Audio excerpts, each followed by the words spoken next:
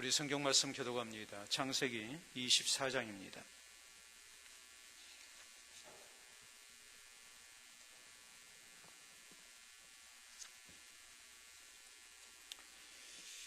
창세기 24장 28절에서 49절 말씀 우리 교독합니다.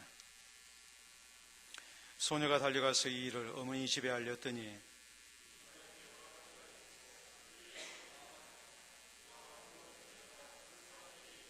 그의 누이의 코골이와 그 손의 손목고리를 보고 그의 누이 리브가가 그 사람이 자기에게 이같이 말하더라 함을 듣고 그 사람에게로 나아갑니다. 그때에 그가 우물가 낙타 곁에 서 있더라.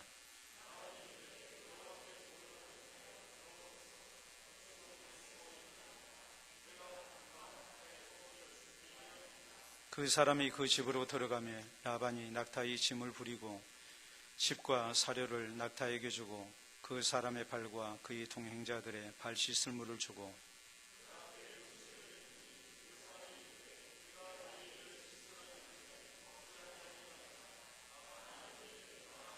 그가 이르되 나는 아브라함의 종이니이다.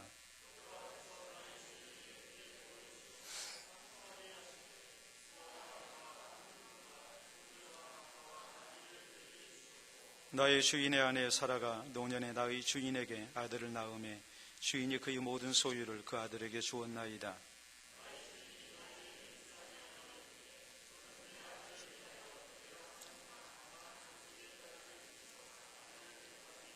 내 아버지의 집 내 족속에게로 가서 내 아들을 위하여 아내를 택하라 하시기로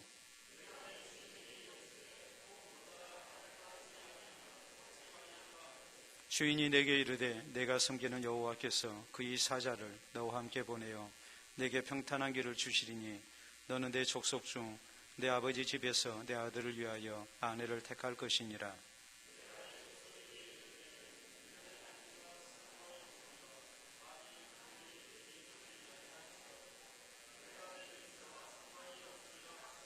내가 오늘 우물에 이르러 말하기를 내 주인 아브라함의 하나님 여호와여 만일 내가 행하는 길에 형통함을 주실진대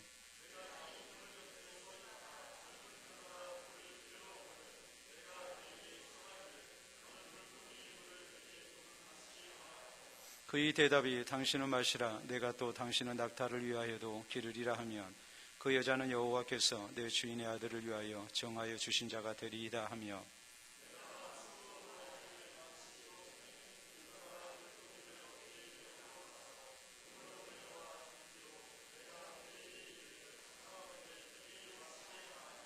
그가 급히 물동이를 어깨에서 내리며 이르되 마시라 내가 당신은 낙타에게도 마시게 하리라 하기로 내가 마시매 그가 또 낙타에게도 마시게 한지라.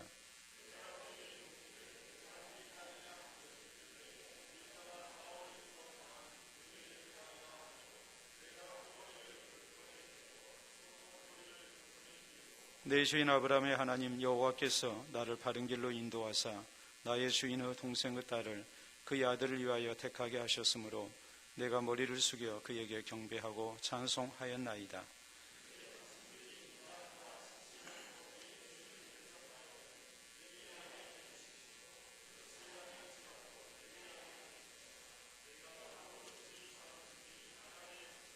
아멘. 기도하고 말씀 받도록 합니다. 하나님 아버지 감사합니다. 오늘도 세상의 많은 소식 속에 살아왔던 우리들 이 시간 하나님의 말씀을 듣고자 주님 앞에 있나이다. 주께서 성령을 통하여 우리에게 친히 말씀해 주심으로 성령이 교회를 향하여 하시는 말씀 되게 하시고 우리 모두 사람의 말로 받기보다 하나님의 말씀으로 받아 이 말씀이 믿는 자 가운데 아름다운 역사를 나타내는 참으로 귀하고 복된 은혜가 있게 해주시옵기를 원합니다. 주의 말씀을 붙들고 늘 하나님의 말씀 따라 살아갈 때에 또 말씀을 통하여 우리에게 약속하신 하나님의 놀라운 은혜와 복이 나타나게 하여 주시옵소서. 예수님 이름으로 기도하옵나이다. 아멘.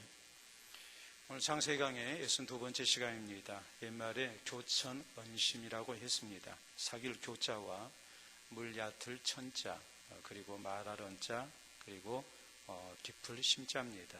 무슨 뜻이겠어요? 만난 지 얼마 되지도 않았는데 조심 없이 자기의 속마음을 상대방에게 쉽게 다 털어놓는 그런 어리석음을 얘기할 때 교천언심이라고 했습니다. 우리가 그런 경우 있잖아요. 쓸데없는 얘기 그냥 많이 해가지고 나중에 돌아서고 나면 너무나 내가 많은 얘기를 했구나. 저 사람한테 내 얘기를 이렇게 많이 할 필요가 없는데 너무 많이 했다. 이런 생각이 들 때가 있고, 또 자기 가족이나 또 가까운 사람이 어떤 사람 만나가지고 별로 교제가 깊지도 않은데 그냥 이 얘기 저 얘기 다 하면은 옆에서 보기 좀 딱한 그런 경우가 분명히 우리에게 있죠. 이런 경우를 교천언심이라고 이렇게 얘기를 합니다. 우리는 지난 시간에 아브라함의 독자 이삭의 결혼 문제에 대한 그 진행 과정에 대해서 말씀을 살폈습니다. 배우자를 선택하기 위해서 믿고 신뢰하는 늙은 종에게 이렇게 맡겼는데, 이 늙은 종이 하나님께 기도하고 또 이 기도에 하나님께서 선히 응답하셔서 이제 리브가를 이렇게 만나게 됐습니다. 이 모든 것에 대해서 이 늙은 종은 하나님께서 내 주인의 아들을 위해서 예비하신 배필이다, 이런 분명한 확신을 가질 수가 있었습니다. 오늘 본문에 있는 내용은 이 아브라함의 늙은 종과 리브가의 오빠가 되는 라반 사이의 대화에 대해서 우리에게 전하는 내용입니다. 왜냐하면 라반과 리브가의 아버지는 부두엘이거든요. 근데 이 사람은 지금 매우 연로하단 말이에요. 이런 경우 당시 관습은 오빠가 여동생의 결혼을 이렇게 주관을 했어요. 우리도 그렇잖아요. 부모가 너무 연세가 많으면 이제 그 집에 가장되는 오빠가 아들이 이런 모든 일을 부모를 대신해서 이렇게 주장을 하지 않습니까? 당시 관습도 그랬단 말이에요. 그래서 이제 아브라함의 늙은 종과 그리고 리브가의 오라버니가 되는 라반 사이에 이 리브가의 결혼 문제, 이삭과 리브가의 결혼 문제에 대한 이렇게 대화를 나누는데 처음 만난 사이죠. 그런데 이 두 사람의 대화가 매우 깊은 속마음을 주고받는 그런 대화였단 말이에요. 왜 그랬을까 했을 때 첫째는 친족이라는 사실을 알았어요. 다시 말하자면 아브라함의 동생 나홀의 아들이 부두엘이에요. 그렇기 때문에 남이 아니죠. 오랜만에 만났지만 이 사람은 지금 누구예요? 주인의 가족이에요. 그러니까 쉽게 얘기를 할 수가 있었죠. 또 하나 쉽게 얘기할 수 있었던 것은 지금 이 아브라함의 늙은 종의 입장에서 리브가를 만났는데 리브가는 우연히 오다 가다 만난 그런 처자가 아니었습니다. 어떤 사람이었습니까? 내가 하나님께 기도하고 했을 때에 하나님께서 아름다운 응답 가운데 분명하게 확신을 가질 수 있는 여러 가지 증거를 통해서 이렇게 만나게 한 그런 처자였거든요. 그러니까 이 사람은 분명히 하나님께서 예비하신 신부라는 확신이 든 거예요. 그러니까 이제 속마음을 쉽게 이렇게 털어놓고 얘기를 하게 된 거지요. 그래서 이 두 사람 사이의 아름다운 대화, 아주 결혼 얘기가 어떻게 전개가 됩니까? 초스피드로 전개가 되고 있잖아요. 그렇기 때문에 이건 교천언심이 아니란 말이에요. 어떻게 해서 이렇게 참으로 속마음을 털어놓는 그런 아름다운 대화가 될 수 있었을까? 이 결혼 얘기가 오가는 이런 내용을 보면서 오늘 우리가 참으로 우리의 언어 생활에 있어서 내 주변에 있는 사람들에게 신뢰를 주고 또 신뢰를 주고받는 가운데에 우리가 깊은 속마음을 나누는 그런 아름다운 대화를 나눌 수 있는 그런 하나님의 백성들이 되어야 됩니다. 자, 그래서 여기 오늘 성경 말씀이 첫째 강조하는 것은 뭐냐면 라반이 늙은 종에게 축복하고 있다는 사실이에요. 자, 28절부터 말씀 봅니다. 28절, 소녀가 달려가서 이를 어머니 집에 알렸더니 리브가에게 오라버니가 있어 그 이름은 라반이라. 그가 우물로 달려가 그 사람에게 이르러 그의 누이의 코골이와 그 손의 손목고리를 보고 또 그의 누이 리브가가 그 사람이 자기에게 이같이 말하더라 함을 듣고 그 사람에게로 나아갑니다. 그때 그가 우물가 낙타 곁에 서 있었더라 그랬어요. 그래서 31절에 라반이 이르되 여호와께 복을 받은 자여 들어오소서. 어찌 밖에 서 있나이까? 내가 방과 낙타의 초소를 준비하였나이다 라고 말합니다. 그래서 32절에 그 사람이 그 집으로 들어가며 라반이 낙타의 짐을 버리고 집과 사료를 낙타에게 주고 그 사람의 발과 그의 동행자들의 발 씻을 물을 주고 그 앞에 음식을 베풀었다. 이렇게 이제 말씀이 나오죠. 낙타의 짐을 이렇게 부리고 낙타에게 집을 주고 사료를 주고 그리고 늙은 종과 그의 동행자들에게 발 씻을 물을 주고 음식을 줍니다. 이것은 지금 뭐겠어요? 진심으로 상대를 지금 뭐한 거예요? 환대하고 있는 것이죠. 특히 31절에 보면 처음 보는 늙은 종에게 여호와께 복을 받은 자여라고 말을 했어요. 이 여호와께 복을 받은 자여라는 원문의 뜻은 지금도 복을 받고 장래에도 복을 받을 사람이여라는 말이에요. 그러니까 처음 보는 사람에게 지금 최고의 지금 축복을 하고 있는 거예요. 히브리 사람들, 이스라엘 백성들이 이렇게 서로 인사를 나누게 될 때 쓰는 용어가 있습니다. 그게 뭡니까? 살롬이죠. 살롬 그러는데 이 사람들은 이 살롬이라는 말, 축복의 말이 일상화되어 있거든요. 근데 우리나라는 축복의 말에 좀 인색하죠. 주로 언제요? 생일날 축복한다고 그러고 또 설날에만 축복한다고 그러고 그때 우리가 덕담하는 정도로 그렇게 하지요. 처음 본 사람에게 그냥 이렇게 내가 당신을 축복합니다. 당신 잘 되기를 바랍니다. 어쩌고 얘기하고 그러면 상대가 경계를 해버려요. 참 이상한 사람이네. 왜 나한테 저러지? 우리는 그 과도한 친절에 대해서 의심을 하는 경향이 있습니다. 그게 또 어찌 보면 어쩔 수 없는 상황이거든요. 왜냐하면은 우리가 일반적으로 두 가지를 생각할 수 있는데 우리나라가 좌우 이념이 대립이 격화되어 있을 때 함부로 자기의 속마음을 얘기하는 것이 쉽지가 않죠. 그러니까 말을 함부로 못해요. 내 편인지 아닌지 그것이 이제 드러나면 잘못하면 적이 될 수 있고 생명의 위험을 당할 수가 있기 때문에 함부로 이렇게 자기 속마음을 얘기를 못해요. 그러니까 서로 간의 관계가 좀 서먹서먹한 그런 이제 상태에서 이렇게 사람들이 이제 사는 거예요. 그런가 하면 또 하나는 나에게 잘해준 사람이 되게 보면은 어떤 목적을 가지고 있나요? 순수한 목적을 가지고 있어요? 아니면은 나를 이용하려는 그런 목적이 있는 것 같아요? 예?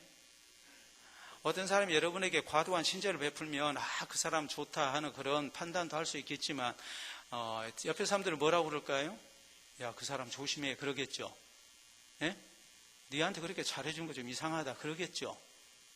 그런 얘기 하겠어요 안 하겠어요? 그런 얘기 하죠. 예.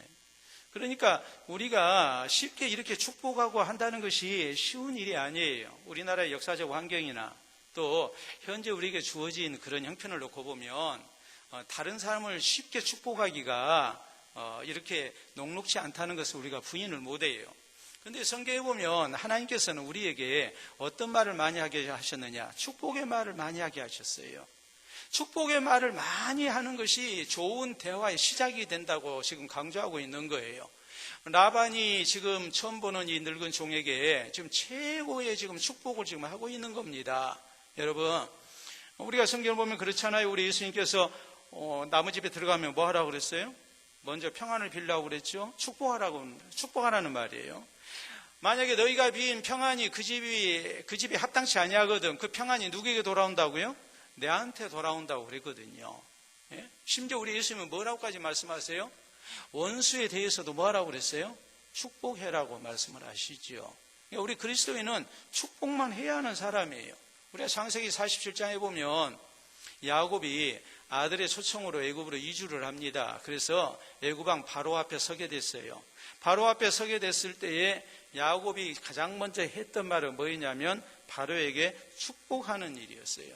가장 먼저 축복이에요. 축복을 먼저 했어요.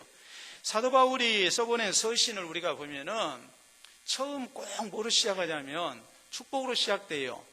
하나님의 은혜와 평강을 기원한다는 내용이 나옵니다. 그리고 마지막에도 무슨 내용이 나올까요? 역시 같은 내용이 나와요. 처음에도 축복이고 마지막에도 축복이란 말이에요. 그런가 하면 어떤 경우 교회가 잘못해서 바울이 아주 호되게 이렇게 책망하는 내용의 서신을 써보낸 경우도 있습니다. 이름까지 들어가면서 책망하는 경우가 있어요. 근데 그런 서신도 예의 없이 처음에는 뭐예요? 축복이에요. 마지막에 또 뭐예요? 또 축복하고 있어요. 축복으로 시작해서 축복으로 끝난단 말이에요. 이것이 우리에게 주시는 교훈이 뭐겠어요? 좋은 대화가 되려면 상대를 사랑하는 마음이 있어야 하고 상대를 축복하는 마음이 있어야 하고 상대를 섬기는 마음이 있어야 한다는 말이에요. 그래야 우리가 상대의 환심을 살 수가 있고 좋은 대화가 이루어지는 거예요. 대화를 통해서 상대를 섬기고 상대를 축복하는 것이 아니라 이 대화가 날선 대화가 되고 상대방을 해하려는 어떤 좋지 못한 그런 동기와 목적을 가지고 상대와 얘기를 하게 되면 절대 좋은 얘기가 나오지가 않습니다. 대화라는 것은, 그리스도인의 대화는 어떤 모습이 돼야 되냐 했을 때에 상대를 이해하는 대화가 돼야 해요. 상대를 섬기는 대화가 돼야 돼요. 상대를 축복하고자 하는 대화가 돼야 돼요. 성경은 야고보서 3장에 보면 그리스도인의 입에서는 축복의 말과 저주의 말이 함께 나올 수가 없다 그랬어요. 그러면서 뭐라고 말씀하냐면, 어떻게 한 우물에서 찬물이 나오고 더운물이 나올 수가 있느냐 그랬어요. 여러분, 냉천은 찬물만 나오죠. 찬 우물에서는 찬물만 나옵니다. 온천에서는 무슨 물이 나올까요? 따뜻한 물이 나오죠. 한 우물에서 따뜻한 물이 나왔다, 찬물이 나왔다, 그러는 게 아니거든요. 우리가 수도꼭지에서는 이 틀고 저리 틀면은 따뜻한 물도 나오고 찬물도 나오지만은 우물은 그게 아니란 말이에요. 근데 이 우물의 사례를 들어서 성경은 말씀하기를 그리스도인의 입에서는 축복의 말만 나와야지 거기서 다른 사람을 저주하고 해하는 말이 나와서는 안 된다. 그렇게 우리가 우리의 입술을 사용해서는 안 된다라고 말씀합니다. 조선 세종 때 판충부 부사라는 벼슬을 하고 있었던 민대생이라는 분이 있었습니다. 근데 이분이 90살을 맞이했어요. 옛날 어른이 90살이 됐다면 적게 살았습니까? 많이 살았습니까? 많이 살았죠. 여러분, 조선시대 왕들의 평균 수명이 몇 세인 줄 알아요? 40세 약간 더 됩니다. 별로 좋아할 것 못해요. 그 당시 평균 수명이 그렇게 많지가 않았어요. 근데 이 사람은 벌써 남들보다 몇 배로 사는 거예요? 2배로 살고 있잖아요. 당나라에 우리가 성경에 보면은 그렇게 나오죠. 시편 90편에 모세의 시가 나오는데, 모세는 120살 살았잖아요. 80살 하나님의 부르심을 받고 120년을 살았습니다. 40년을 더 살아서 120세를 살았는데, 모세의 시편에, 시 90편에 그러죠. 사람이 강건하면, 인생 나이가 몇이고요? 예? 70이요. 강건하면 몇이라도? 80이라도 그랬잖아요. 그러니까 그 당시에 보편적으로 70을 살았나 봐요. 그러니까 지금 모세가 지금 그렇게 지금 말을 하는 거예요. 인생 70이고 강건하면 80이라 그랬거든요. 근데 그 중에 건강한 사람은, 강건한 사람은 남들보다 한 10년 정도 더 살았다는 것을 우리가 알 수 있지요. 근데 당나라에 아주 대표적인 시인 가운데 한 사람이 두보가 있습니다. 두보의 시에 보면은 70살까지 사는 사람이 드물다는 내용이 나와요. 그러니까 민대생이라는 분이 지금 몇 살을 살았어요? 몇 년을 살았어요? 90년을 살았단 말이에요. 엄청나게 장수를 한 거죠. 근데 이렇게 90살을 맞은 정월 초하루 설날 조카와 손자들이 이제 세배를 합니다. 그리고 뭐 합니까? 연세 많으신 분에게 축수라는 것을 하게 되죠. 오래 사십시오. 그러죠? 그래요, 안 그래요? 네, 축수라는 것을 하게 되잖아요. 제가 연세 드신 분들께 얘기를 합니다. 100세 채우실 것 같습니다. 목사님, 그러면 욕을 한다고 나한테 그래요. 그러면 너무 많습니까? 그러면 너무 많다고. 그럼 99세. 제가 그러면 에이 하고 또 이제 그러시는데, 그런 분들한테 예를 들어서 80세까지만 사십시오 하면 좋아할까요? 싫어할까요? 싫어해요. 80세까지 사세요 그러면은 아멘 할 사람 한 사람도 없어요. 백수하세요 그러면은 목사님이 욕을 한다고, 당신한테 욕을 한다고 하지만 속으로는 기분이 좋을까요? 나쁠까요? 좋아요. 100세 사세요. 그렇게 할 수만 있어. 우리 마음대로 할 수 있는 일이 아니니까 어쩔 수 없지만 우리가 할 일은 뭐 하는 것? 축수하고 축복하는 것밖에 우리가 할 일이 없는 거예요. 자, 그런데 이제 조카와 손자들이 이렇게 세배를 하고 축수를 하는데, 조카가 이렇게 축수를 했어요. 할아버지, 꼭 100세를 누리시기 바랍니다. 그랬어요. 그랬더니 팍 화를 내면서 그런 팍복한 말이 어디 있느냐 그러면서 쫓아내버렸어요. 그러자 다음 조카가 뭐라고 축수를 했냐면, 할아버지 100살까지 사시고 또 한 번 100세를 누리십시오 그랬어요. 몇 살 살아라는 얘기예요? 200년을 살아라는 얘기거든요. 그러니까 기분이 좋아가지고 축수를 하려면 그렇게 해야지. 그러면서 음식을 잘 차려서 먹게 한 거예요. 이분이 몇 살 살았을까요? 실제로는 96세까지 살았어요. 그것도 6년 후에 세상 떴거든요. 그런데도 100세까지 살아라는 말도 박복하다고 생각을 했어요.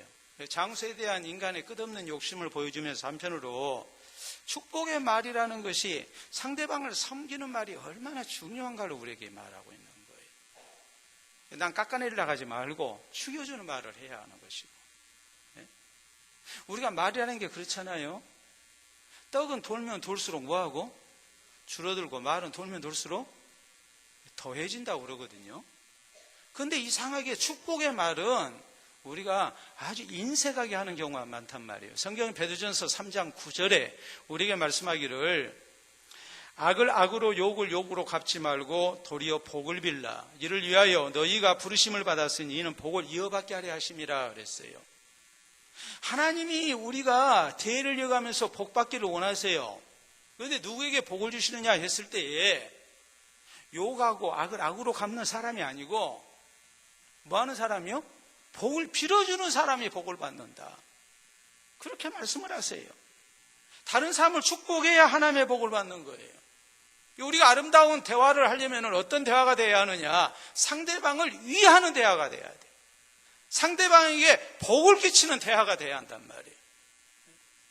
나를 통해서 말이라도 저 사람이 듣고 기분이 좋아야 하고, 아, 저 사람이 정말로 나를 사랑하는구나 하는 그런 느낌이 오도록 우리가 대화를 해야 거기에서 좋은 대화가 되는 거예요. 우리가 사실 그렇잖아요. 나에 대해서 좋은 얘기를 해주고 위로하고 격려해주는 사람은 좋은 대화가 이루어지죠. 근데 얘기를 하면은 밤낮 남 흉이라 보고 또 내가 뭐라고 얘기하면은 에이 이러면서는 뭐 당신 좀 말하는 게 그래 뭐 이런 식으로 얘기하고 막 그러면은 좋은 대화가 이루어지지가 않죠. 아첨하라는 말이 아니라 축복하라는 말이에요. 축복. 그 영혼을 사랑하고 그를 섬기는 마음으로 그를 위하는 마음으로 우리가 말 한마디라도 제가 자꾸 강조하죠. 돈 안 드는 일 잘하라고 그러죠. 돈 안 드는 일이 뭐예요? 제가 우리 청년들한테랑 우리 교인들한테 제가 얘기를 많이 합니다. 제 자식한테도 그런 얘기를 많이 해요. 돈 안 드는 일을 잘해라. 돈 드는 일을 못하게 되면 그렇게 이해를 해. 아이, 저 사람이 너무 인색하다. 그렇게 생각하기보다는 아, 요새 좀 형편이 안 좋은가 보다. 그렇게 이해하는 쪽으로 받아들이려고 합니다. 그런 여지가 있어요. 근데 돈 들지 않은 일을 잘 못하게 되면 돈 드는 일도 아닌데 사람이 본분을 잃었다고 그래요. 돈 안 든 일이 뭐예요? 인사 잘하는 거. 돈 듭니까? 인사하려는데 다 새 옷 사 입어야 하고 넥타이 새 거 매야 하고 그렇게 인사해야 해요? 아니잖아요. 돈 드는 일 아니잖아요. 또 생각해 보세요. 돈 안 드는 일이 뭐예요? 예? 말 이쁘게 하는 거. 말하는데 돈 들어요? 아니, 상대방 축복해주고 상대방 변호해주고 상대방 위로해주고 격려해주는 것이 돈 드냐고요. 또 여러분 생각해 보세요. 잘 웃는 거. 웃는데 돈 들어요? 나는 주름이 잡힐까 봐서 아, 이럽니까? 아니잖아요. 예? 웃을 때 주름은 예뻐요. 돈 안 드는 일을 잘해야 한다니까요. 우리 그리스도인은 서로 간에 좋은 인간관계를 맺고 또 좋은 대화가 오가려면 상대방을 위하고 축복하는 자세가 있어야 합니다. 그럴 때 거기에 아름다운 대화가 오가고 또 하나님께 주시는 은혜와 복이 그 사람에게 또 나에게 있음을 우리가 잊어서는 안 됩니다. 자, 두 번째 우리가 생각할 일은 뭐냐면 이 두 사람 사이에 대화가 오가는데 이 종이 이제 그간의 과정을 얘기를 합니다. 자, 32절 이하 말씀 봅니다. 그 사람이 그 집으로 들어가며 라반이 낙타의 짐을 부리고 집과 사료를 낙타에게 주고 그 사람의 발과 그의 동행자들의 발 씻을 물을 주고 그 앞에 음식을 베푸니 그랬어요. 그랬더니 그 사람이 이르되 내가 내 일을 진술하기 전에는 먹지 아니하겠나이다. 그러니까 라반이 말하소서 그랬거든요. 그랬더니 34절 이하에 그가 이르되 나는 아브라함의 종이니이다. 여호와께서 나의 주인에게 크게 복을 주시어 장성하게 하시되 소와 양과 은금과 종들과 낙타와 나귀를 그에게 주셨고 나의 주인의 아내 사라가 노년에 나의 주인에게 아들을 낳음에 주인이 그의 모든 소유를 그 아들에게 주었나이다. 나의 주인이 나에게 맹세하게 하여 이르되 너는 내 아들을 위하여 내가 사는 땅 가나안 족속의 딸들 중에서 아내를 택하지 말고 내 아버지 집 내 족속에로 가서 내 아들을 위하여 아내를 택하라 하시고 내가 내 주인에게 여쭈되 하면서 이제 그간의 과정을 지금 쭉 48절까지 말하고 있는 거예요. 그래서 내 주인 아브라함의 하나님 여호와께서 48절입니다. 나를 바른 길로 인도하사 나의 주인의 동생의 딸을 그의 아들을 위하여 택하게 하셨으므로 내가 머리를 숙여 그에게 경배하고 찬송했습니다. 자기의 신분이 뭔지 여기까지 오게 된 경위에 대해서 또 리브가를 만나서 있었던 일 그리고 이 모든 일 가운데 하나님께서 얼마나 아름답게 선히 역사하셨는지 이런 일들을 쭉 얘기를 해요. 그런데 그 얘기 가운데 거짓이 조금도 없는 거예요. 있었던 일을 그대로 하는 거예요. 과장하지도 않고 빼지도 않고 오직 진실만을 말하는 거예요. 자기의 목적을 이루기 위해서 거짓말하고 과장하고 하지 않았어요. 여러분, 중매쟁이가 잘못하면 뺨 맞고, 또 잘하면 옷 얻어 입고 그러죠. 그러니까 중매쟁이가 혼사를 성사시키기 위해서 흔히 쓰는 방법이 뭘까요? 중매쟁이가 혼사를 성사시키기 위해서 흔히 쓰는 방법이 뭘까요?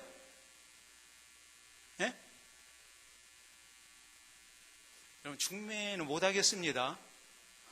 중매쟁이가 흔하게 쓰는 방법이 뭐겠어요? 서재호 장로님 한번 얘기해 보세요. 좋다는 얘기만 하는데 좋다는 얘기만 한 게 아니죠. 과장하죠, 과장. 과장해요, 안 해요? 과장하잖아요. 그랬다잖아요. 신랑을 소개를 하면서 신랑에 대해서 얘기를 하면서 신랑이 뭐 이것도 좋고 저것도 좋고 이제 다 얘기하고 난 다음에 근데 좀 한 가지 좀 흠이 있다고. 뭔 흠이 있냐고 다 좋다고 얘기했어요. 그랬더니 좀 눈이 안 좋다고.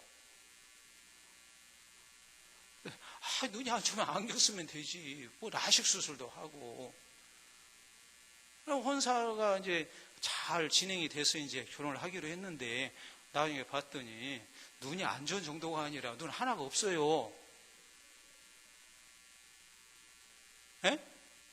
신부에 대해서 참 좋은 얘기 다 해요. 키도 크고 얼굴도 예쁘고 뭐 집안도 좋고 뭐 교양도 갖췄고 학벌도 좋고 다 얘기했어요. 얘기하고 난 다음에 근데 피부가 좀 안 좋아. 피부 안 좋은 거예요. 화장 잘하면 돼요. 피부 마사지 받으면 돼요. 관리 받으면 되지. 나중에 봤더니 얼굴이 얼었어요. 이런 식으로 얘기하잖아요. 지금 혼사를 성사시키기 위해서 지금 이 사람의 그 의지를 봐보세요. 식사하라고 그러니까 내가 해야 할 일을 하기 전에는 내가 해야 할 말을 하기 전에는 내가 밥 안 먹겠습니다.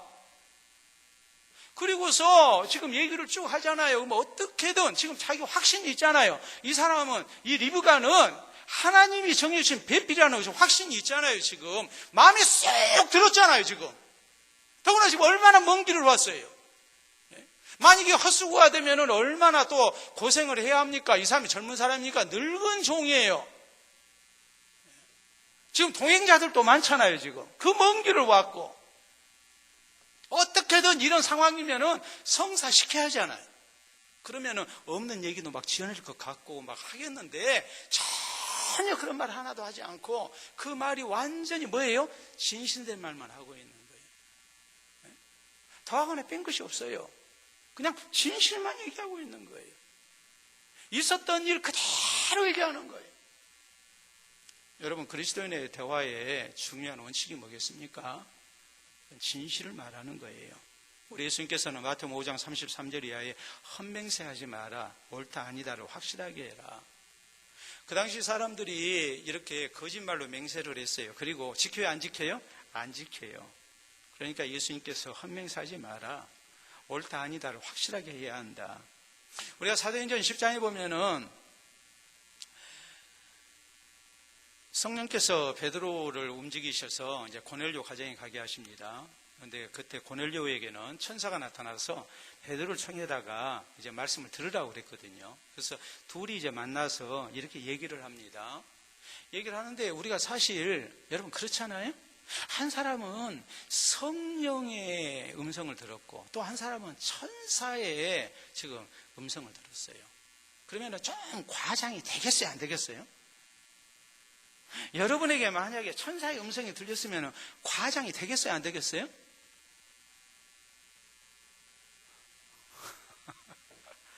뭐 있지도 않고 있을 수도 없는 일이니까 그것은 뭐 생각해보질 않았다 하면 할 말이 없는데 되게 이런 경우 좀 과장이 있지 않겠습니까? 근데 두 사람 보면은 그냥 사실대로만 얘기하거든요. 사도 바울이 고린도서 12장에 내가 14년 전에 셋째 하늘에 갔다 온 사람을 안다 하면서 자기가 셋째 하늘, 그 당시 헬라 문화권에서 셋째 하늘은 어디를 얘기했냐면 어디예요? 셋째 하늘은 천국을 얘기했거든요. 그래서 자기가 천국에 다녀온 그 경험을 얘기를 합니다. 몇 년 만에? 14년 만에. 근데 그렇게 말을 했던 이유는 뭐냐면 고린도 전서는 고린도 교회의 문제점에 대해서 사도 바울이 이러이러하게 고쳐야 한다라고 책망하면서 이제 지시하는 내용을 담고 있는 성경이거든요. 그런데 고린도 교회 성도들이 바울의 이런 가르침에 대해서 받아들이질 않아요. 바울에게 이렇게 잘못을 지적당하고 했던 교인들 가운데 일부가 뭐라 그러냐면 뭐 바울이 사도냐, 예수님 제자냐, 자기가 부활하신 예수님 만났다고 하는데 누가 봤냐, 이러면서 바울의 가르침을 거절하는 거예요. 바울이 얼마나 열받았겠어요. 그래서 고린도 후서를 써보냅니다. 두 번째 서신을 써보내는 거예요. 그러면서 자기의 사도성에 대해서, 사도직에 대해서 강력하게 변호를 해요. 그러면서 등장하는 내용이 뭐냐면 고린도서 12장에 바로 자기가 셋째 하늘 천국에 다녀온 경험을 얘기하는 거예요. 그런데 바울이 이렇게 말합니다. 내가 왜 14년 동안 아무 얘기 안 했느냐? 내가 만약 천국 갔다 왔다는 얘기를 하게 되면 사실 천국에 대해서 내가 천국에 대한 그런 놀라운 체험을 했지만은 천국이 내가 말로 다 표현할 수 없을 정도의 참으로 좋은 곳이더라. 내가 다 표현할 수 없기 때문에 내가 얘기를 안 했다. 하나님이 내게 보여주신 그 천국에 대한 것을 내가 다 표현을 할 수 없기 때문에 내가 말을 안 한 것이다. 두 번째 말을 안 한 이유가 뭐냐? 내가 천국을 다녀왔다고 거기에 대해서 이렇게 얘기를 하면 그것을 들은 사람들이 내가 말 안 한 것까지 보태가지고 엉뚱한 소리를 할 수 있기 때문에 그래서 내가 말 안 한 거다 그래요. 그리고 바울은 단지 자기가 천국 다녀왔다는 사실만 밝히고 있어요. 말이라는 것이 아까도 얘기했지만 돌면 돌수록 뭐가 돼요? 이게 커지거든요. 근데 돌지 않아도 내가 얘기하다 보면 뭐가 돼요? 과장이 되죠. 점점 과장이 되는 거예요. 사실 오늘날 천국, 지옥 다녀온 간증을 하는 사람들이 있습니다. 그런데 문제는 이 사람들이 천국 다녀왔다고 얘기하고 지옥 다녀왔다고 얘기하는데 그 간증이 다 달라요, 자기들끼리도.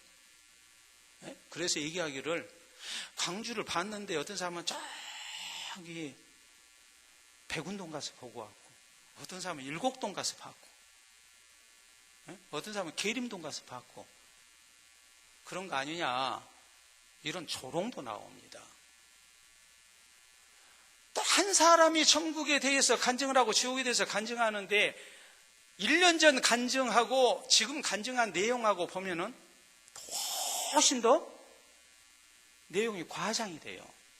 그러니까 거짓말이라고 하는 거예요. 성경에 하나님께서 사도 요한을 통해서 보여주신 천국으로 충분합니다. 그것만으로도 우리는 천국이 얼마나 좋은 것인지, 우리가 얼마나 사모해야 하는 장소인지 충분히 알려주셨어요. 그런데 우리가 속지를 말해야 한단 말이에요. 여러분, 오늘날 우리가 뉴스 홍수 속에서 살고 있지만 모든 뉴스가 믿을만한 것은 아니죠. 오늘날 무슨 뉴스가 또 많아요? 무슨 뉴스? 가짜 뉴스가 많잖아요. 가짜 뉴스가 얼마나 많은지 몰라요. 그리고 이제 그럽니다. 아니면 말고식, 카더라 통신 뭐 했다더라. 그래서 우리가 잘 알려진 유시민 씨가 유튜브로 이렇게 알리는 방송이 있어요. 그 이름이 뭘까요? 두 가지가 있어요. 두 가지가. 하나는 알릴레오, 또 하나는 고칠레오. 홍카콜라의 그 홍준표 씨가 하는 방송이나 그 수국 꼴통들 가운데 그 그냥 막 하는 그 말도 안 되는 그런 가짜뉴스 양산해내는 그런 사이비 언론들이 있잖아요. 그러니까 거기서 뭐예요? 알릴레오, 고칠레오. 그거 딱 들어보면 이제 남이 그 가짜라는 거 다 알거든요. 그뿐만이 아니라 요새는 방송사마다 뉴스 시간에 꼭 하는 꼭지가 있어요. 뭐가 있어요? 팩트 체크가 있어요. 그게 진짜냐? 확인 들어가잖아요. 확인 들어가. 근데 문제는 뭐냐면은 나 믿고 싶은 것만 보는 거예요. 그러니까 분별력을 상실하는 거예요. 그냥 가짜 뉴스만 그냥 거기 빠져가지고 그것만 보는 거예요. 얼마나 자기 유리한 얘기만 가짜로 지금 퍼뜨리고 있는지 그것을 봐야 하는데 그건 보지 않고 이거 팩트 체크하는 것은 보지를 않고 그냥 무조건 믿어버리는 거예요. 그리고 얼마나 참 안타까운 일인지 몰라요. 여러분, 그리스도인의 대화의 원칙이 뭐겠습니까? 가장 중요한 것은 진실한 내용이어야 한다는 사실이에요. 두 번째는 남의 명예에 해가 되는 얘기는 뭐여야 해요? 덮어줘야 해요. 세 번째, 이 얘기가 교회에 덕이 되는가를 생각을 해야 해요. 그리고 우리가 말을 해야 해요. 우리 예수님께서는 마태복음 12장 35절 이하에 이런 말씀을 하십니다. 선한 사람은 그 쌓은 선에서 선한 것을 내고 악한 사람은 그 쌓은 선에서 악한 것을 내느니라. 심판날에 내가 한 말에 대하여 신문을 받는다고 분명히 말씀하시고, 에베소 4장 25절에 보면은 새 사람이 된 증거 가운데 하나가 뭐냐면 거짓말하지 않고 참된 것만을 말하는 거다. 그렇게 강조하고 있거든요. 성도는 진실된 대화를 하고자 있어야 해요. 우리가 그렇잖아요. 저 사람 얘기 들어보면 신뢰가 안 가. 그러면 좋은 대화가 안 되잖아요. 상대방이 뭐라고 얘기하더라도 건성으로 대답하고 건성으로 듣잖아요. 신뢰가 안 가니까. 그리스도인이 참으로 아름다운 대화를 하려면 저 사람 말은 항상 진짜만 얘기하더라. 저 사람은 진실만 말하는 사람이다. 그 신뢰를 줘야 해요. 우리가 진실하게 말하는 것이 얼마나 중요한가를 생각을 하고 항상 우리가 진실을 통해서 참으로 내 주변 사람들에게 신뢰를 얻는 그런 성도가 되어야 됩니다. 그다음에 이제 세 번째 우리가 생각할 것은 뭐냐면 오늘 성경 말씀 보면 이 사람 굉장히 확신을 가졌죠. 자, 48절에 그랬어요. 내 주인 아브라함의 하나님 여호와께서 나를 바른 길로 인도하사 나의 주인의 동생의 딸을 그의 아들을 위하여 택하게 하셨으므로 내가 머리를 숙여 그에게 경배하고 찬송했습니다. 그랬어요. 자, 내가 지금 이러이러한 인물을 가지고서 내가 왔는데 그간에 이러이러한 일이 있었습니다. 내가 하나님께 기도했고 하나님께서 선한 길로 인도해달라고 이렇게 내가 간구를 했습니다. 그리고 이러이러한 처자를 만나게 해달라고 했습니다. 그랬더니 딱 그런 처자를 하나님께서 만나게 해주셨습니다. 틀림없이 나는 당신 누이가 하나님께서 예배해 주신 내 주인의 아들의 배필이라고 난 믿습니다. 지금 그 말이거든요. 그렇죠? 하나님께서 이렇게 선히 응답해 주셨기 때문에 내가 감사해서 내가 하나님께 뭐 했다고요? 경배했습니다. 내가 하나님께 경배하고 내가 찬송했습니다. 그런데 자 49절 보면, 자 만약에 이렇게 얘기가 됐으면 상대방이 뭐라고 해야 되겠어요? 여러분, 일이 되려면 뭐라고 해야 되겠어요? 일이 되려면 라반이 그 얘기를 듣고 뭐라고 해야 되겠어요? 아멘 해야 되겠죠. 아니면 할렐루야 하든지. 그러겠어요? 안 그러겠어요? 그래야 하잖아요? 근데 그 말하기 전에 이 사람이, 지금 이 늙은 종이 하는 얘기를 들어보세요. 49절. 이제 당신들이 인자함과 진실함으로 내 주인을 대접하려거든 내게 알게 해주시고, 그렇지 아니할지라도 내게 알게 해주셔서 내가 우로든지 좌로든지 행하게 하소서라고 말합니다. 나는 분명히 당신 누이가 하나님이 정해주신 배필이라고 믿습니다. 그렇지만 결정은 누가 내리라는 거예요? 결정은 누가 내리라는 거예요? 당신들이 내려주시오. 이번 혼사의 문제는 당신들이 결정하시오. 자기 뜻을 주장하지 않죠. 또 하나님 뜻이니까 순종해라고 안 하죠. 뭐라고 그럽니까? 만약 라반이 거절한다면 이건 내가 잘못 생각한 것입니다. 나는 하나님 뜻인 줄 알았는데 하나님 뜻이 아니네요. 그 말이죠.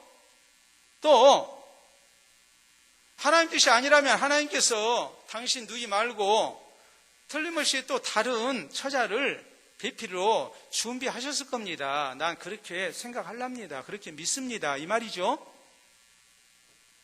지금 대화를 함에 있어서 이거 분명히 아무리 이리 생각하고 저리 생각해도 이건 누구의 뜻이에요? 하나님 뜻이에요. 하나님 뜻이니까 하나님 앞에 경배하고 찬송했고, 하나님 뜻이라고 믿었으니까 뭣도 주고 선물도 주고, 하나님 뜻이라고 믿었으니까 식사하라는데 식사해요 안 해요? 안 하고, 그러면서 쇳불도 당김에 빼라고 그냥 뭐라고 얘기합니까?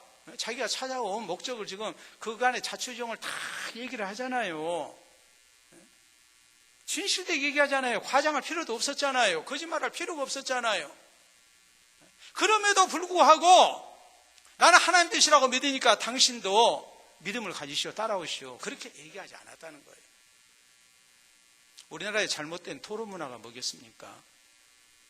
목소리 큰 사람이 이기는 거죠. 굉장히 잘못된 것이죠. 얼마 전에 그런 뉴스가 나왔어요. 미국은 굉장히 토론 문화가 발달되어 있죠. 디베이터라 해가지고 토론자들이 나와가지고 이렇게 이제 하는데,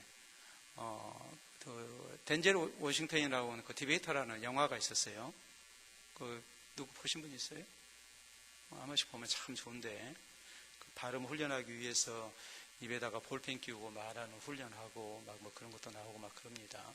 우리가 킹스 스피치라는 그 영화에도 보면은 그렇게 이제 발음 훈련하는 거 나오고 막 그러는데, 토론하는 사람들이 이제 발음을 정확하게 해야 한다는 그런 내용이 이제 나와요. 그런데 며칠 전에 어떤 뉴스가 나왔냐면, 미국의 교도소, 죄수들, 그 교도소에 토론팀이 있어요. 토론팀이 있는데, 그 토론 팀원 가운데 한 명만 고등학교 졸업자예요. 나머지는 고등학교도 못 다녔어요. 근데 이들이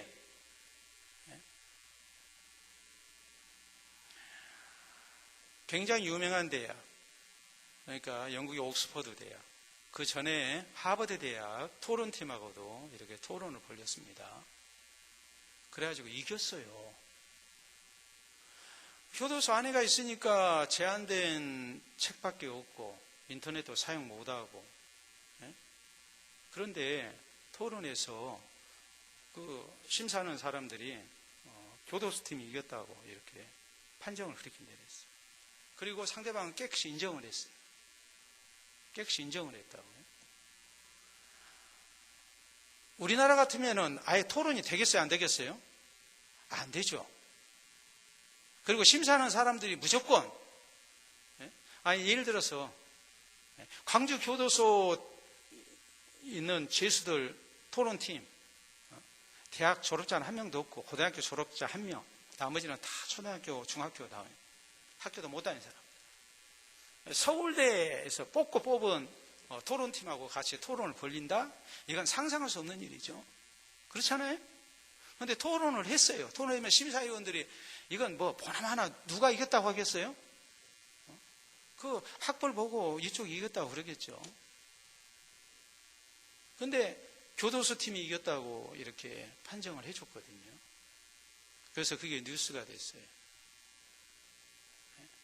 우리나라 토론은 무조건 큰 소리로 내 주장을 강력하게 주장한 사람이 이긴다는 잘못된 생각을 가지고 있습니다. 얼마나 그것이 논리적이고 얼마나 설득력이 있고 또 얼마나 사실에 부합한 내용인가 진실인가 이런 것은 따지질 않는 거예요. 그런데 우리에게는 그런 잘못이 없느냐? 우리에게도 잘못이 있지요. 하나님의 뜻이라면은 무조건 뭐 해야 해요? 무조건 복종해야 해요. 근데 문제는 그 하나님의 뜻이 내 뜻인 경우가 많아요. 내 뜻이 누구 뜻이에요? 하나님의 뜻이에요. 하나님의 뜻이 내 뜻이 되는 게 아니라 내 뜻이 하나님의 뜻이 돼가지고 자기 주장만을 내세우는 거예요. 어떤 경우 하나님의 뜻이라 할지라도 무조건 복종을 요구하기보다는 상대방의 연약함을 고려하여서 우리가 강요하지 말아야 하는데 상대가 준비할 수 있도록 해야 하는데 기다려줘야 하는데 그걸 고려를 하지 않는 겁니다. 그리고 하나님의 뜻이니까 무조건 아멘 해야 하고 하나님의 뜻이니까 무조건 따라야 하고 사람 수준차가 있잖아요. 어떤 사람은 그것을 감당할 만한 믿음이 있는데 어떤 사람은 감당 못하는 사람이 있잖아요. 그대로 하다가 시험 들고 여건이 안 맞는 사람이 있잖아요. 그럼 우리가 뭐 해야 해요? 기다려줘야죠. 강요하지 말아야죠. 그런데 우리는 잘못된 그런 생각을 가지고 있단 말이에요.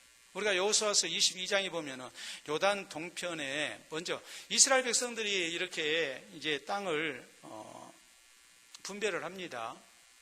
요단 동편 땅을 이제 먼저 2계지파 반이 먼저 분배를 받았죠. 그리고 이제 요단강 건너서 이제 서쪽 땅으로 이제 정복을 하고 그리고 이 사람들이 이제 자기들이 기업으로 받은 요단 동편 땅으로 돌아갔어요. 요단 동편으로 돌아갔는데 강을 사이에 두고서 갈라져 있으니까 이제 뭐 합니까? 나중에 세월이 흐르면은 서로 간의 교류가 좀 끊기게 될 것이고 너희는 우리 민족 아니다 이런 얘기가 나올 수 있으니까 우리가 뭐 하자? 하나님 섬기는 큰 제단을 만들자 해서 제단을 하나 쌓거든요. 그랬더니 요단 서편에 있는 사람들이 저놈들이 우리하고 떨어져 나가려고 다른 신을 섬기려고 저렇게 제단을 쌓다 빨리 쫓아가서 다 죽여버리자 이랬단 말이에요. 그러다가 그럴 일이 아니다. 대표를 보내가지고 진상조사를 좀 해보자. 그래서 이제 제사장 비나스를 중심으로 해서 이제 진상조사단이 파견이 되죠. 파견에 대해서 얘기를 들어보니까 순수한 동기에서 신앙적인 목적에서 했던 것이지 요단 서편에 있는 기업하고 이 지파하고 갈라서기 위해서 한 것이 아니었거든요. 서로 간에 충분히 상대 입장을 고려하면서 대화를 하다 보니까 거기에서 오해가 풀리고 가장 좋은 그런 결과를 도출해냈어요. 서로의 의견을 존중해 준 거예요. 슬로바스의 딸들이 아들이 없어가지고 기업을 못 받았습니다. 그러니까 이 문제를 가지고 이제 탄원을 하는 거지요. 우리 아버지가 아들 없이 죽어서 우리는 딸만 이렇게 다섯 있는데 우리에게는 기업을 안 주면 우리는 뭐 먹고 살아야 합니까? 그렇게 말을 하니까 모세가 여자들이 그냥 나서가지고 그냥 쓸데없는 소리 한다고 그냥 하나님이 아무 말씀 안 하셨으니까 너희들은 그냥 가만히 있어라 이런 식으로 윽박지르지 않았어요. 우리가 성경에 보면은 그 말이 뭐예요? 타당성이 있다. 기다려봐라. 하나님 앞에 여쭤보죠. 네, 하나님이 스로바 딸들의 말이 맞다. 그들에게도 기업을 주도록 해라. 그러잖아요? 상대방의 의견을 존중하는 자세. 여러분 빌립이 예수님에 대해서 증거합니다. 나다나엘이 하는 얘기가 먼 나사렛에서 선지자가 나오냐 선한 것이 나오냐 그런 총구석에서 하면서 그냥 묵살해버리잖아요. 그러니까 빌립이 턱 참고 그래 저 사람이 그럴 수 있다 생각을 하고 뭐라 그래요? 그러지 말고 한번 와서 봐봐. 그랬더니 또 나다나엘이 생각하니까 자기가 너무 말을 잘못했거든요. 그러니까 미안한 마음도 들고 하니까 친구 따라서 예수님 만나고 난 다음에 예수님을 향해서 당신은 이스라엘의 하나님이십니다 하면서 이제 아름다운 신앙을 고백하고 예수님의 제자가 되지 않습니까? 네? 사도행전 15장에 이방인들이 구원받는 문제를 가지고 예루살렘 총회가 모였어요. 그래가지고 이 문제로 서로 옥신각신해요. 그러다가 결국에 이방인들이니까 이방인들의 연약함을 우리가 충분히 감안해서 최소한 이것만 지키라고 하자. 율법을 우리가 지우지 말자. 저들도 예수님을 구주로 영접하면 구원받을 수 있으면 우리가 인정해 주자 해서 총회가 아름답게 끝나잖아요. 네? 여러분, 우리나라 형편을 보세요. 국회가 지난 2년 동안 아무것도 안 했어요. 안건 통과가 하나도 없어요, 지금까지. 네? 무조건 그냥 반대하고 하니까. 네? 그러면 되겠냐는 거예요. 그러면 안 되죠. 상대방의 의견을 존중해서 합리적인 결론을 얻으려고 노력을 해야죠. 대화할 때 내 주장만을 너무 앞세우게 되면 상대방의 의견을 존중하지 아니하면 절대 좋은 대화가 될 수가 없습니다. 페르시아 격언에 이런 말이 있습니다. 다시 돌아오지 않는 세 가지가 세상에는 있다. 다시 돌아오지 않는 것 세 가지 뭘까요? 첫째, 쏜 화살. 두 번째, 잃어버린 기회. 세 번째가 뭐일 것 같아요? 오늘 설교를 우리가 놓고 볼 때 내뱉은 말. 일단 내가 말을 뱉고 나면 그것을 주워 담을 수가 없어요. 그래서 다윗은 하나님 앞에 우리가 시편 19편 14절에 이렇게 기도합니다. 여호와여, 내 입의 말과 마음의 묵상이 주님 앞에 연락되기를 원합니다. 시편 141편 3절에는 여호와여, 내 입에 파수꾼을 세우시고 내 입술의 문을 지켜주소서라고 기도해요. 사람이 그래요. 말만 예쁘게 해도 사람이 예쁜 거예요. 아무리 못 배우고 아무리 가진 것 없고 아무리 천한 신분의 사람이라도 말을 예쁘게 하면 그 사람이 예뻐져요. 그런데 아무리 외모가 예쁘고 많이 배웠고 대단한 것을 가지고 대단한 신분의 사람이라 할지라도 말을 예쁘게 안 하면 사람이 미워지는 거예요. 우리 그리스도인들이 하나님 앞에서 사람 앞에서 또 교회 안에서 어떻게 내 주변 사람들에게 인정받고 사랑받는 사람이 돼야 될 것인가. 다른 것도 잘해야 되겠지만은 다른 것 혹 못하더라도 말만이라도 잘해야 해요. 말만이라도 잘하라는 말은 말을 유창하게 하라는 말이 아니라 오늘 성경을 통해서 우리에게 주신 교훈대로 우리가 말을 해야 해요. 상대방을 사랑하고 섬기는 축복의 말을 많이 해야 합니다. 진실된 말만을 해야 합니다. 그리고 상대방의 의견을 존중하면서 말을 해야 합니다. 그래서 듣는 사람에게 은혜가 되고 덕을 세우는 그리스도인이 되어야 됩니다. 그럴 때 우리는 사람들에게 인정받을 수 있고 또 하나님께서 더 사랑하시는 하나님의 사람 될 수 있음을 우리 모두 기억할 수 있기를 바랍니다. 기도합니다. 나의 언어 생활에 대해서 다시 한번 돌아봅니다. 사실 우리가 제일 많이 후회하는 것이 뭐겠습니까? 말 잘못한 것이죠.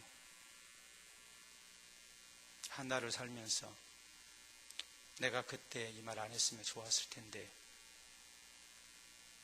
그런 일이 없이 넘어간 경우가 거의 없을 정도로 저 자신부터 말의 실수가 많은 사람입니다. 오늘 주신 말씀 우리가 생각하면서 아름다운 언어 생활하기 위해서 하나님 앞으로 내가 더 조심하겠습니다. 오늘 주신 교훈대로 내가 쉽지 않지만 더 노력하겠습니다. 주님 앞에 다짐하는 기도 우리 모두 할 수 있기를 바랍니다.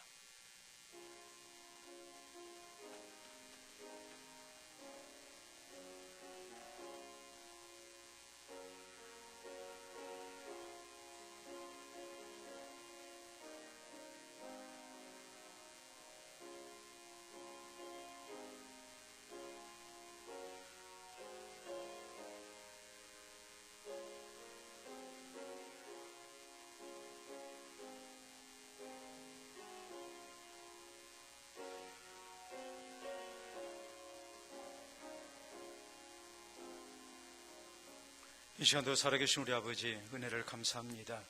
우리 하나님께서 우리를 붙드시고 또 우리 주님의 선한 도구로 쓰기를 기뻐하심을 우리가 하나님 앞에 감사하며 우리 하나님 앞에 합당한 모습으로 우리가 바로 서기를 원합니다. 특별히 우리 입술에 파수꾼을 세우는 중 우리가 하나님과 사람 앞에 우리 입술의 모든 말이 아름다운 모습으로 받아들여질 수 있기를 원합니다.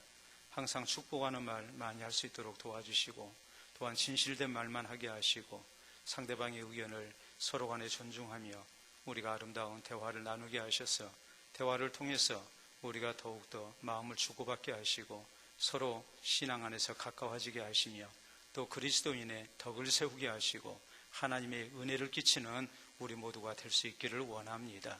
그래서 사람들에게 복된 사람들 되게 하시고 인정받는 사람들 되게 하시고 우리 하나님께 영광을 돌려드리는 우리 모두 되게 해주시고 하나님의 더 큰 사랑과 은혜 속에 더 귀하게 쓰임받는 하나님의 사람들 되게 하여 주시옵소서. 말로 인하여 시험되는 일이 있지 않도록 우리를 붙드시고 또 교회 안에 또한 말로 인한 시험되는 일이 있지 아니하도록 우리 주님께서 간섭해 주시고 우리 한 사람 한 사람을 붙들어 주시옵소서. 예수님 이름으로 기도하옵나이다. 아멘. 교회 소식 알려드립니다.